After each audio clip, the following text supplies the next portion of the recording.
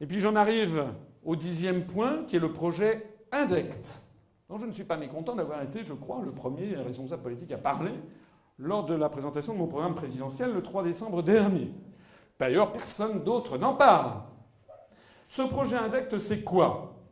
Intelligent Information System Supporting Observation, Searching and Detection for Security of Citizens in Urban Environment. C'est du français, c'est de l'européen.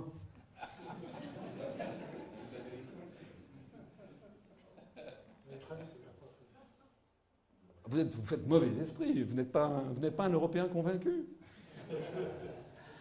Le projet européen INDECT a été lancé confidentiellement le 1er janvier 2009. C'est un projet européen. A été lancé confidentiellement le 1er janvier 2009 grâce au soutien financier de la Commission européenne qui a déjà investi plus de 15 millions d'euros dans l'affaire qui est prévue pour s'étaler jusqu'en 2014.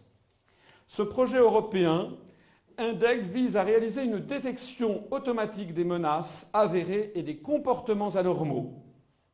Une détection automatique des comportements anormaux ou potentiellement dangereux se manifestant au sein des sites web, des forums de discussion, des serveurs de données, des échanges peer-to-peer ou même des PC individuels. Là, c'est un copier-coller de la présentation officielle qui en est faite.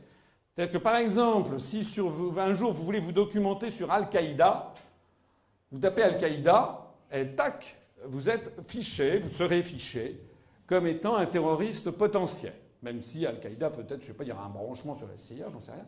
Mais enfin, en attendant, vous serez potentiellement fiché. Des agents informatiques ou des programmes spécialisés seront par ailleurs chargés d'explorer les échanges et de signaler les risques à travers des plateformes d'échange et de mise en mémoire des données personnelles ou non, avec des moteurs de recherche adéquats. Ça veut dire en particulier que avec ce système, on ira regarder dans vos boîtes aux lettres, dans tous vos échanges de courriel, et une sélection sur un certain nombre de mots-clés.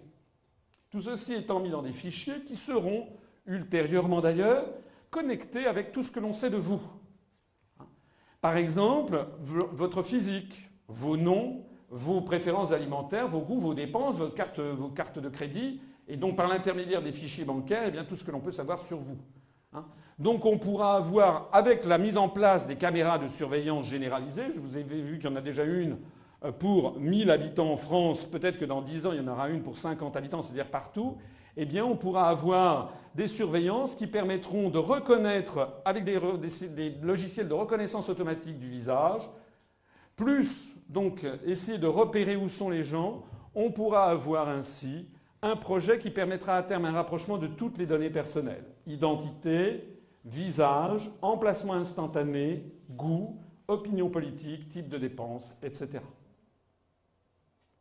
Même la Gestapo n'avait jamais rêvé mieux. Même le KGB soviétique. C'est un univers effroyable. Je pèse mes mots. Et qui est en train de se mener, bien entendu, dans le cadre de la lutte contre le terrorisme.